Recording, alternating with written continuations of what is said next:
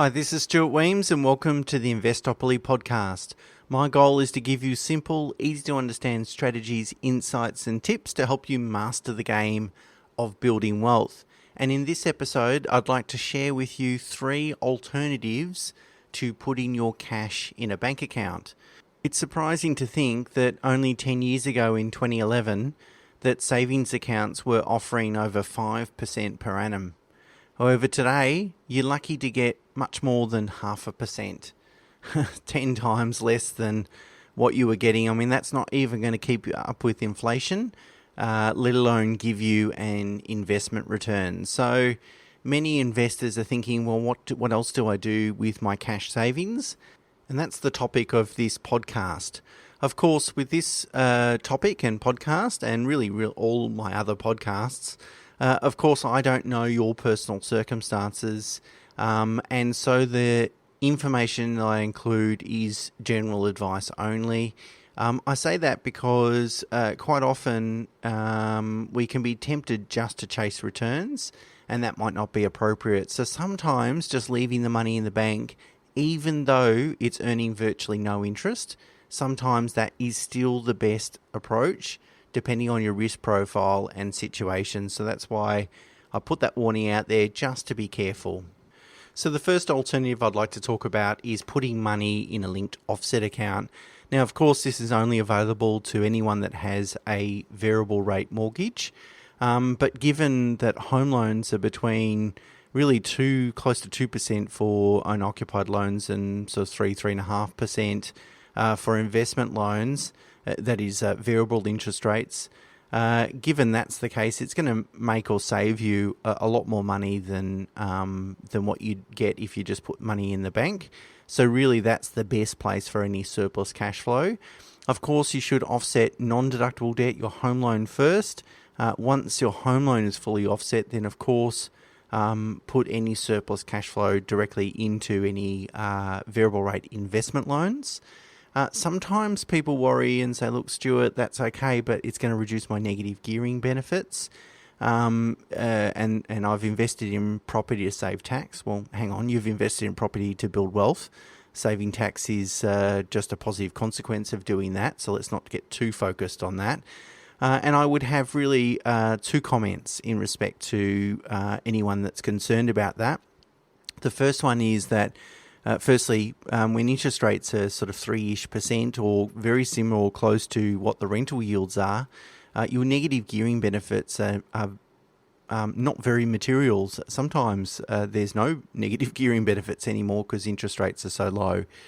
So we're only talking in dollar value. We're not talking about a lot of money.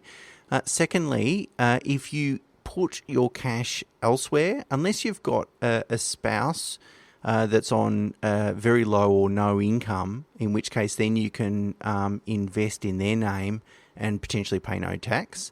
But putting that aside for a second, if you invest it elsewhere, you're going to pay tax on the returns. So versus if you put it in your investment offset account, you'll save interest, but then you'll reduce the tax deductibility of that interest. You'll have less interest to tax deduct, for example.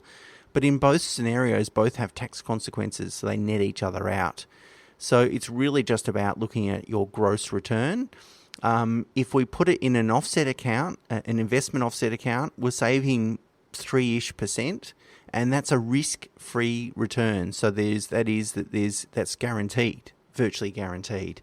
Whereas if we invest in other areas, it's not guaranteed. There's some risk associated with it, so you need to take that into account as well. So the first option is offset accounts attached to mortgages.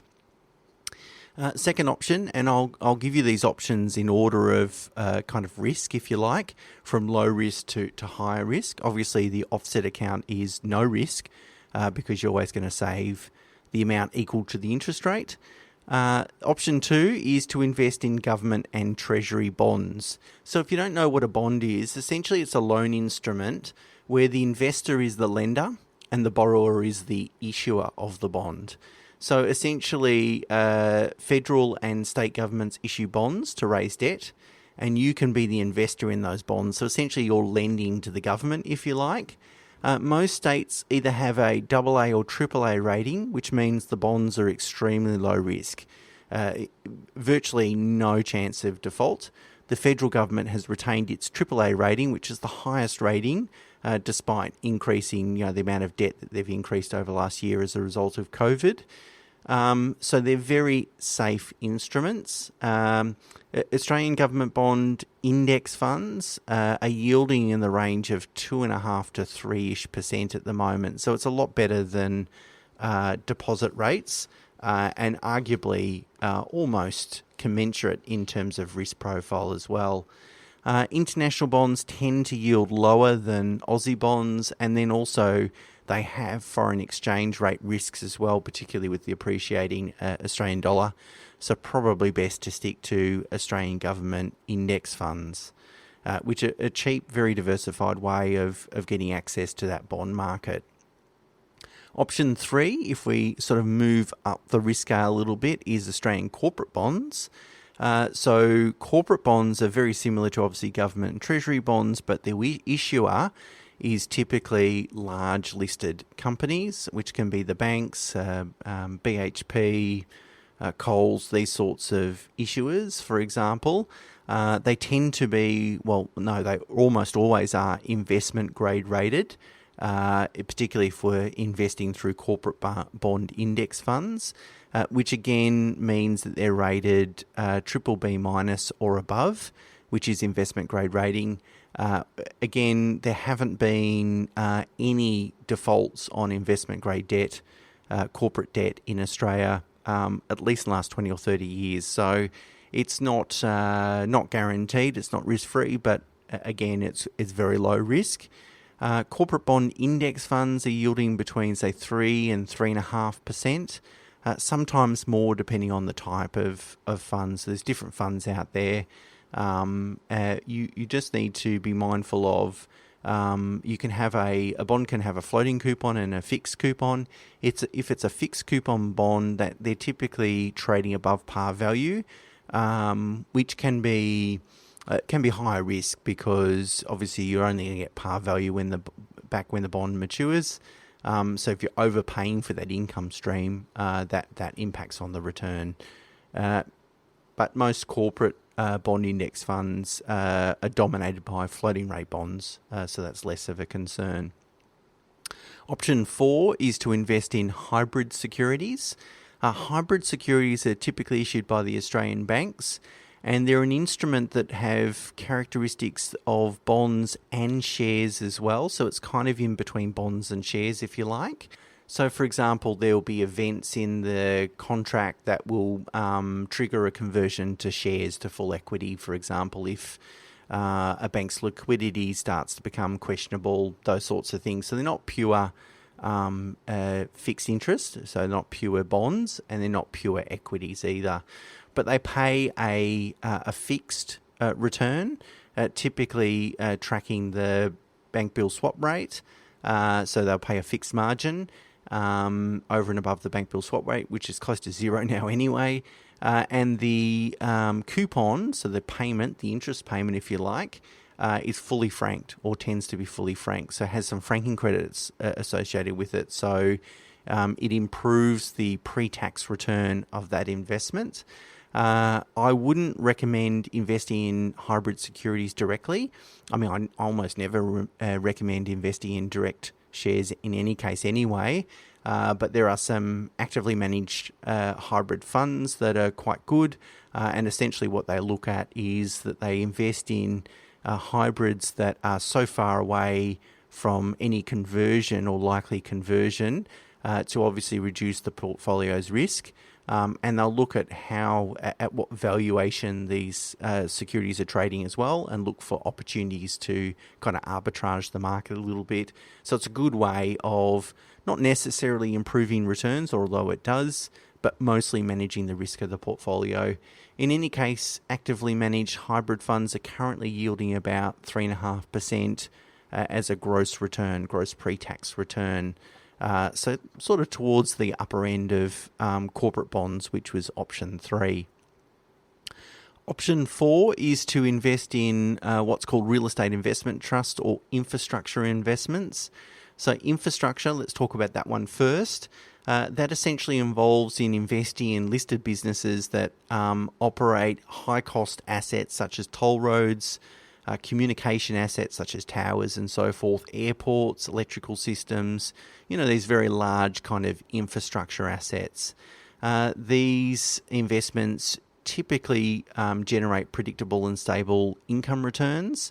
And in a low interest rate environment, because they typically hold a reasonable amount of debt, they tend to perform really well as well. Of course, such assets have been impacted negatively by COVID, so the valuations of these assets have been impacted because, as you can imagine, as people aren't using toll roads as much, they're not travelling through airports and so forth, the income and, as a result, the attractiveness or the popularity, probably better explained, of those assets have been impacted. So I think they're good. They're certainly trading at good valuations at the moment and potentially have a little bit of capital upside as well. In terms of income, these assets tend to yield between 3 and 4%. Again, it's relatively predictable and stable sort of returns apart from an event like COVID. Although if you're investing in a fund that's very well diversified, obviously that lessens your concentration risk to things like the impact of COVID. But 3 to 4% for infrastructure. And then there's real estate investment trusts, which essentially invest in large real estate assets.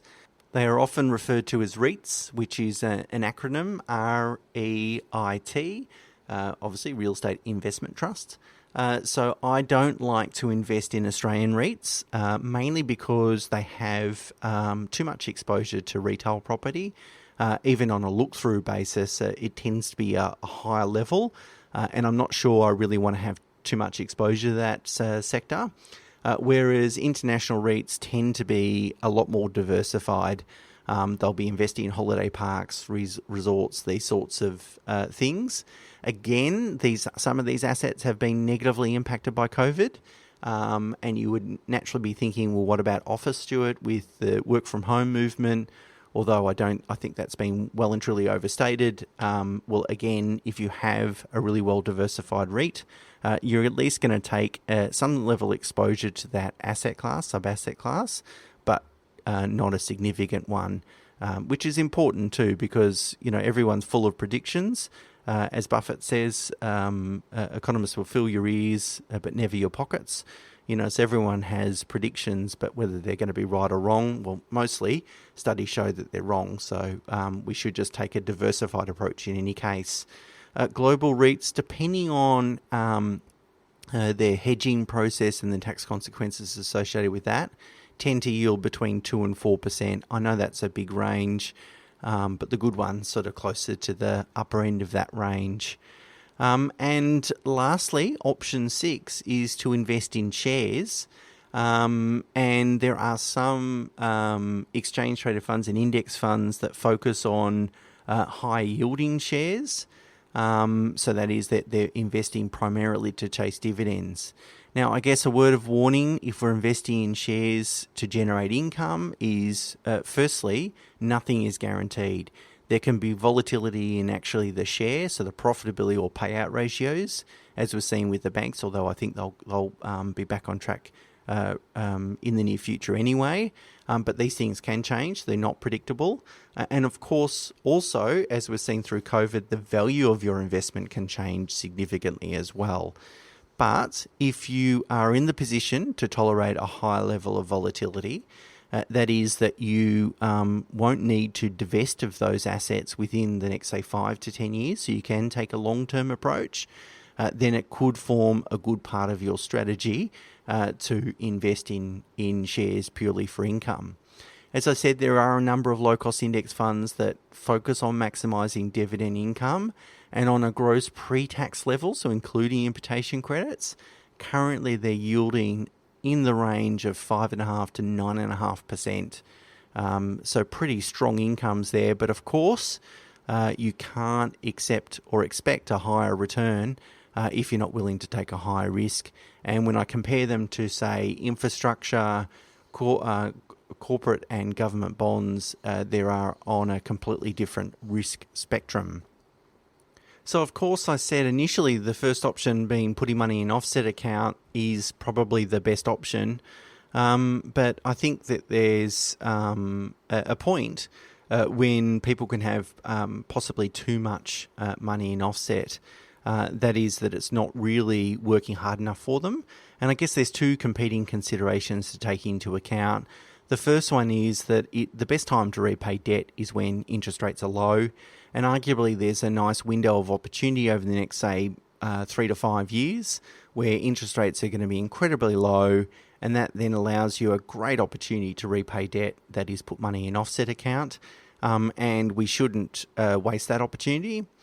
Conversely, in the long run, the competing consideration is that it's likely that if we invest in other assets, it's likely that we can generate a higher income, or it won't be difficult to generate a higher either income or return, so it could be growth as well, than what we're currently paying in mortgage interest rates. So if we're paying 3%, what's the chance if we invest over the next 10 years in alternative assets that we're going to generate more than 3%?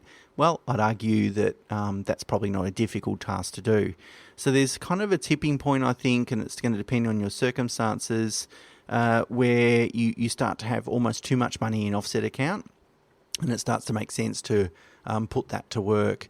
But with most things in life, moderation, diversification is typically the best approach.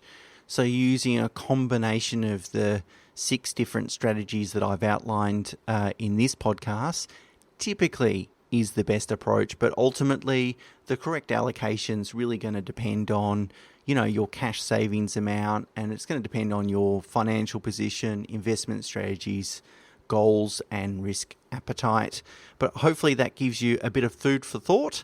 Of course, if you enjoy listening to the podcast, it'd be great if you could do one or both of 2 things.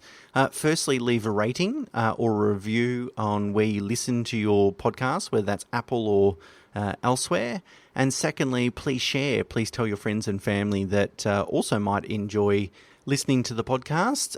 The more people I know that are listening, the more I know that my time and effort is worth contributing to producing more materials like this. So that's it from me, and until next week, bye for now.